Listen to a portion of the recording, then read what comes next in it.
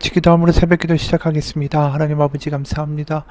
오늘도 살아가는 이 삶 가운데 하나님의 복음이 우리 가운데 경험되고 사라지고 감격되고 그 복음에 사로잡혀서 주변 가운데 하나님의 나라를 전파하며 세상의 작은 일에 실망하지 아니하고 하나님의 크심을 경험하고 살아가는 우리의 인생 되게 도와주옵소서. 예수님의 이름 받들어 기도합니다. 아멘. 오늘 로마서 16장 17절에서 27절까지의 말씀입니다. 로마서 16장 17절에서 27절입니다. 형제들아, 내가 너희를 권하노니 너희가 배운 교훈을 거슬러 분쟁을 일으키거나 거치게 하는 자들을 살피고 그들에게서 떠나라. 이 같은 자들은 우리 주 예수 그리스도를 섬기지 아니하고 다만 자기들의 배만 섬기나니 교활한 말과 아첨하는 말로 순진한 자들의 마음을 미혹하느니라. 너의 순종함이 모든 사람에게 들리는지라. 그러므로 내가 너희로 말미암아 기뻐하노니 너희가 선한데 지혜롭고 악한데 미련하기를 원하노라. 평강의 하나님께서 속히 사탄을 너희 발 아래에서 상하게 하시리라. 우리 주 예수의 은혜가 너에게 있을지어다. 나의 동역자 디모데와 나의 친척 누기오와 야손과 소시바더가 너에게 문안하느니라. 이 편지를 기록하는 나 더디오도 주 안에서 너에게 문안하노라. 나와 온 교회를 돌봐주는 가이오도 너에게 문안하고 이 성의 재무관 에라스도와 형제 구아도도 너에게 문안하느니라. 나의 복음과 예수 그리스도를 전파함은 영세전부터 감추어졌다가 이제는 나타나신 바 되었으며 영원하신 하나님의 명을 따라 선지자들의 글로 말미암아 모든 민족이 믿어 순종하게 하시려고 알게 하신 바 그 신비의 계시를 따라 된 것이니 이 복음으로 너희를 능히 견고하게 하실 지혜로우신 하나님께 예수 그리스도로 말미암아 영광이 세세 무궁하도록 있을지어다. 아멘. 오늘은 로마서의 마지막 대목이죠. 이 마지막에 한 가지의 염려와 당부사항을 이야기합니다. 주의를 주는 거죠. 17, 18절 내가 권하노니 너희가 배운 교훈을 거슬러 분쟁을 일으키거나 거치게 하는 자들을 살피고 그들에게서 떠나라. 이 같은 자들은 우리 주 예수 그리스도를 섬기지 아니하고 자기들의 배만 섬기나니 교활한 말과 아첨하는 말로 순진한 자들의 마음을 미혹하느니라. 이 사람들은 다른 우리가 서신서를 보게 되면 등장하는 거짓 교사들을 이야기하는 것입니다. 율법을 지켜야 한다. 바울의 가르침은 잘못된 것이다. 이러면서 믿음으로 말미암아 구원받는다라는 하나님의 분명한 복음의 메시지를 손상시키는 이들이 옵니다. 그런 이들이 교회를 다니면서 자꾸만 흔들어 놓으니까 그들을 멀리하라는 거죠. 그래서 19절에 너희 순종함이 모든 사람에게 들린지라. 그러므로 내가 너희로 말미암아 기뻐하노니 너희가 선한데 지혜롭고 악한데 미련하기를 원하노라. 잘 분별하기를 바란다 라고 당부하는 것이죠. 귀한 믿음이니까 잘 지키고 잘 분별하여 끝까지 예수님 복음을 믿고 굳건한 믿음을 잃지 말라. 그리고 설사 환난과 어려움이 있다 할지라도 하나님이 약속하신 바 하나님의 예수님의 재림과 하나님의 종말의 약속은 흔들리지 않는 것이다. 흔들리지 마라. 20절 평강의 하나님께서 속히 사탄을 너희 발 아래에서 상하게 하시리라. 우리 주 예수의 은혜가 너에게 있을지어다. 이렇게 마지막 당부를 한 이후에 자기와 함께 있는 사도 바울 자신과 함께 있는 동역자들 역시 로마 교회에 안부를 전한다 라는 내용을 기록하죠. 그래서 디모데, 야손, 소시바더, 또 편지를 대필하는 더디오, 교회를 돌봐주는 가이오, 다 고린도 교회에 속한 사람들입니다. 재무관 에라스도도 마찬가지고요. 그러니까 고린도 교회에 있는 성도들이 믿음 가운데 한 형제들인 당신을 기억하며 당신들을 위해서 기도하고 있습니다. 우리는 커다란 하나님의 자녀들이고 하나님의 커다란 그 계획 가운데 쓰임받는, 비록 우리 로마에 살고 고린도에 살고 다른 지역의 먼 곳에 산다 할지라도 하나님에서 한 뜻과 한 마음을 가지고 달려가는 우리는 한 형제들입니다. 이야기를 하는 거죠. 그러면서 우린 다 하나님의 미래, 하나님의 복음, 하나님의 커다란 계획에 동참하며 달려갑시다. 그 내용은 이제 하나님 찬양으로 이야기하는 거죠. 그게 나의 복음과 25절 예수 그리스도를 전파함은 영세전부터 감추어졌다가 이제는 나타나신 바 되었으며 바로 예수 그리스도의 십자가 부활로 드러났고 영원하신 하나님의 명을 따라 선지자들의 글로 말미암아 그 예언된 모든 것들이 이제 모든 민족이 믿어 순종하게 하시려고 이사야 66장에 나와 있던 모든 이방인들도 구원받는 대열에 합류하게 되는 것, 예수 그리스도의 십자가와 그 부활로 인하여 이제 분명하게 드러나게 된 것. 그래서 26절 하반부에 그 신비의 계시를 따라 하나님의 큰 계획과 큰 경륜에 따라 이 모든 것들이 이루어지고 있으니 이 복음으로 너희를 능히 견고하게 하실, 이 복음을 붙들고 하나님의 창세 전부터 계획된 모든 피조물의 완성과 회복에 대한 하나님의 커다란 계획을 붙잡고 거기에 마음을 다하여 나아갈 때 27절 지혜로운 하나님께 예수 그리스도로 말미암아 영광이 세세 무궁하도록 있을지어다. 아멘. 사도 바울의 이 로마서의 마지막이 굉장히 이 스케일이 크지 않습니까? 로마란 교회를 떠나서 고린도의 한 형제들로서 우리가 하나님의 커다란 계획과 경륜 가운데 달려갑시다. 그러면서 하나님을 찬양하고 이 로마서를 마무리하고 있는 거죠. 그런데 이 로마서의 이 글들을 볼 때에 참 계획이 크고 하나님의 웅대한 하나님의 나라 가운데 쓰임받는 우리들의 사명과 우리들의 어떤 그 큰 그림 가운데 쓰임받는 그 성령으로 인한 우리의 기쁨, 하나님의 사명자로서 살아가는 우리의 감격, 이런 것들이 있는데도 우리가 순간순간 세상에 치여서 세상의 걸림돌, 눈앞에 보이는 문제들 때문에 이 멀리 바라보기보다는 항상 눈앞에 있는 문제에 집착하고 분노하고 질투하고 화내고 주저앉고 비교할 때가 참 많은 인생 아닙니까? 그래서 참 우리 가운데 현실적으로 오늘 19절의 말씀이 굉장히 중요한 것 같아요. 너희가 선한데 지혜롭고 악한데 미련하기를 원하노라. 이게 다른 이야기가 아니죠.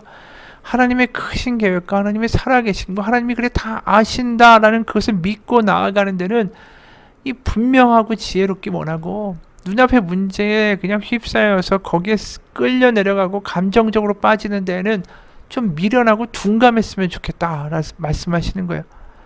그러니까 민감할 때 더 민감하고 둔감해야 될 곳에는 철저하게 좀 둔감해지는 인생이 되기를 바란다라는 거죠.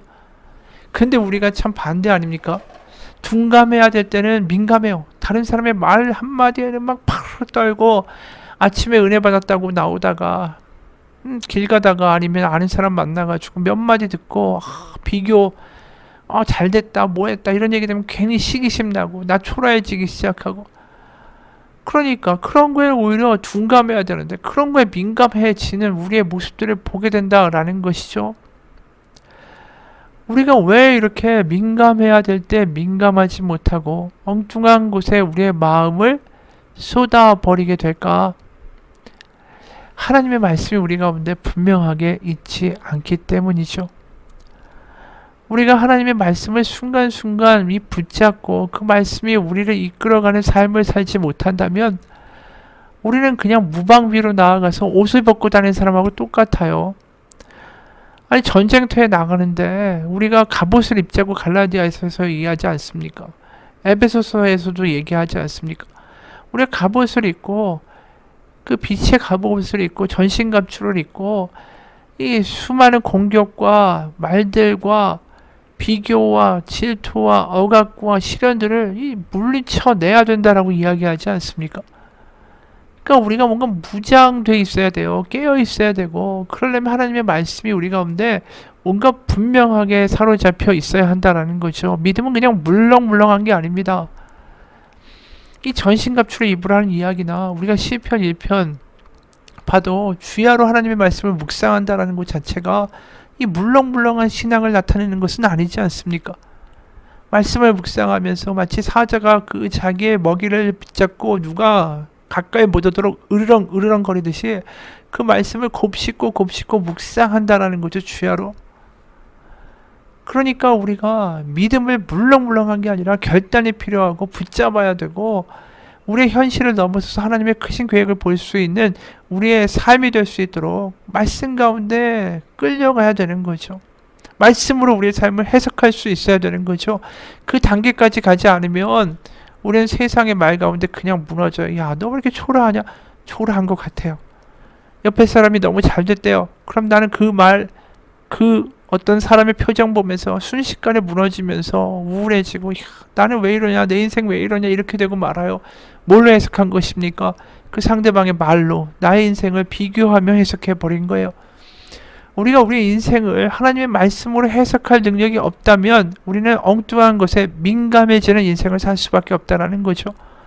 하나님의 말씀이 우리를 해석해 주고 우리의 삶과 순간순간의 삶 가운데에 이 등불이 되고 인도자가 될 때에 우리는 선한 데에 지혜롭고 악한 데 미련한 삶을 살 수 있다는 거죠. 그렇기 때문에 말씀이 우리 가운데 있어야 됩니다. 말씀이 육신이 되어 우리 가운데 임하셨다라는 예수님의 말씀이, 그러니까 예수님이 이 땅에 오셨을 때 말씀으로 임하셨다라고 표현하는 것이 그냥 아니에요. 우리가 말씀 가운데 우리 인생을 해석할 수 있기를 원합니다. 이 아론이 민수기에서 이스라엘 백성이 드디어 광야로 나가죠. 광야로 나아가면 어려울 거예요. 분명히 이 모래도 많고 먹을 물도 부족하고, 아니 100만 명이 넘는 사람들이 행군에 가다 보면 적들도 만나게 되고 수많은 어려움들이 있지 않겠어요? 그런데 그 인생, 어떻게 보면 그 광야를 걸어가는 하루하루마다 그들이 자신들의 삶을 해석해야 되는 건 뭐죠? 하나님의 약속을 의거해서요. 가나안에 보내주리라. 분명히 그 말씀을 가지고 자신의 삶을 해석했다면 나는 지금 오늘도 힘들지만 가나안을 향하여 가는 한 발자국 더 전진했다. 그럼 그 인생이 달라 보이지 않겠어요? 게다가 아론을 통하여 6장 24부터 26절까지 이런 말씀 하시잖아요. 여호와는 내게 복을 주시고 너를 지키시기를 원하며 여호와는 그의 얼굴을 내게 비추사 은혜 베푸시기를 원하며 여호와는 그 얼굴을 내게로 향하여 드사 평강 주시기를 원하노라. 왜 이렇게 연약하고 또 광야에 가면 걸핏하면 불평을 할 것이 뻔한 이 백성들을 향하여 이런 말씀을 하실까? 이 말씀 가지고 자신의 삶을 해석해 나가라는 거예요. 어려울 때 그래 하나님은 나를 지키시기를 원하시지. 그래 힘들고 지칠 때 그래 하나님 나에게 은혜 베푸시기를 원하시지. 지치고 힘들고 무너지고 피교되고 한숨 날 때에 하나님이 그 얼굴을 나에게 향하여 드사 평강 주시기를 원하시지. 그 말씀으로 자신의 삶이 해석될 때에 달라 보이는 것입니다. 그게 우리가 하나님을 믿는 말씀의 능력을 붙잡고 쌓아가는 능력이고 위로고 소망인 거예요. 우리가 우리 가운데 말씀이 없으니까 우리의 인생을 해석할 능력이 없잖아요. 마치 이런 것 같아요. 교도소에 수감되어 있는 죄인들의 인권과 그들의 생생한 현장의 소리를 듣기 위해서 어느 기자가 교도소 측과 미리 약속을 했어요. 그래서 죄수로 위장을 하고 한 달 동안 수감 생활을 했습니다. 한 달 동안 진짜 흉악한 범죄자들과 함께 지내니까 온갖 고초와 수모를 겪었어요. 그러면서 살아있는 현장의 소리를 낱낱이 기록했고 어떤 기자도 흉내낼 수 없는 살아있는 현장의 기사를 써내게 됐습니다. 다른 기자가 질문을 했어요. 죄인도 아닌 사람이 어떻게 죄인들과 그런 곳에서 견디어서 살 수가 있었습니까?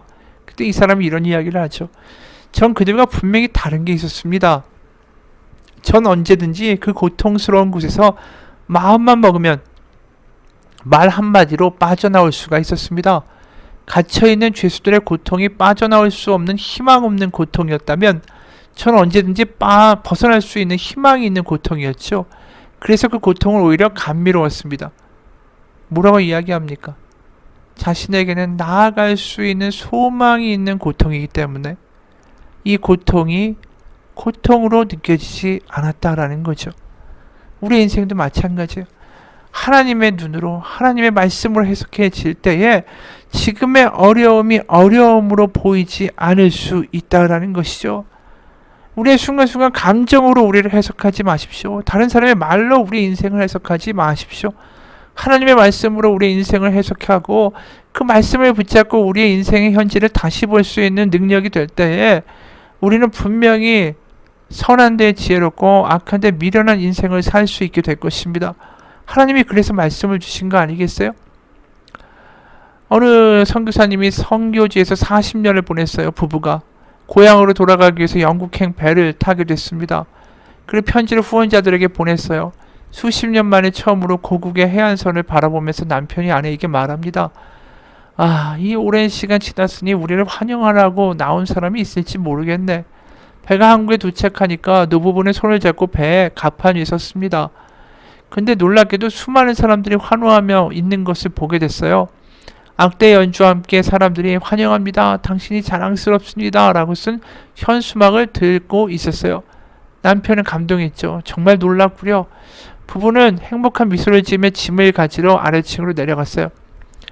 이 기대를 가지고 부두로 연결된 다리를 걸어 나오던 두 사람은 깜짝 놀라지 않을 수가 없었습니다. 그 많던 사람들이 다 사라지고 없었어요.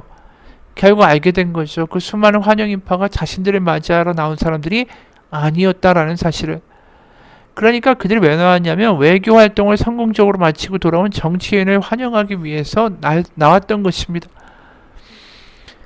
그럼 얼마나 마음에 낙담이 되겠어요. 내가 40년 동안 하나님 그렇게 고생했는데 이렇게 누구 하나 알아주지 않는 내 삶이군요. 초라합니다. 그렇게 나의 삶을 해석할 수 있잖아요. 그러니까 이 남편이 실망감 속에 이렇게 얘기했어요. 평생 섬기고 돌아왔지만 고국에는 우리를 환영하는 사람이 아무도 없군. 이렇게 얘기했어요. 그때 아내가 남편의 손을 잡으면서 이렇게 말했대요. 여보, 여긴 그냥 영국일 뿐이에요. 우린 아직 본향에 도착한 게 아니잖아요. 이 말 한마디에 남편의 마음이 완전히 바뀌었다라는 거죠. 본향이 어디겠어요? 결국 하나님 나라, 하나님의 품 아니겠습니까? 천국이죠. 그 순간을 다르게 해석할 수 있는 능력, 그것이 말씀의 능력입니다. 우리가 7월 말에 암송대회를 합니다. 그것이 그냥 오늘 부담이 아니라 말씀이 우리 가운데 쌓여서 그 말씀이 우리를 해석해 줄 수 있는 놀라운 능력의 무기라는 것을 깨닫고 경험하는 인생 되시길 주님의 이름으로 축원합니다. 하나님, 로마서에는 정말 주옥과 같은 말씀들이 있습니다. 말씀들을 붙잡고 우리 인생을 해석할 수 있는 능력의 사람, 복음의 사람, 말씀의 사람 되기 원합니다. 그냥 믿음은 물렁물렁한 것이 아닙니다. 그냥 물에 물 탄 듯 술에 술 탄 듯 어영부영 믿다가 주일에 와서 그냥 예배 한 시간 드림으로 우리가 믿는다라고 말할 수 있는 것이 아닙니다. 세상은 그렇게 우리가 이길 수 있는 만만한 상대들이 아니기 때문입니다.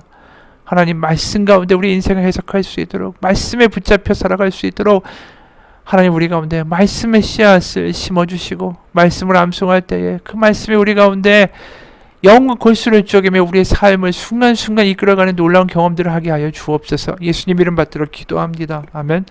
하늘에 계신 우리 아버지의 이름을 거룩하게 하시며 아버지의 나라가 오게 하시며 아버지의 뜻이 하늘에서와 같이 땅에서도 이루어지게 하소서. 오늘 우리에게 일용할 양식을 주시고 우리가 우리에게 잘못한 사람을 용서하여 준 것 같이 우리 죄를 용서하여 주시고 우리의 시험에 빠지지 않게 하시고 악에서 구하소서. 나라와 권능과 영광이 영원히 아버지의 것입니다. 아멘.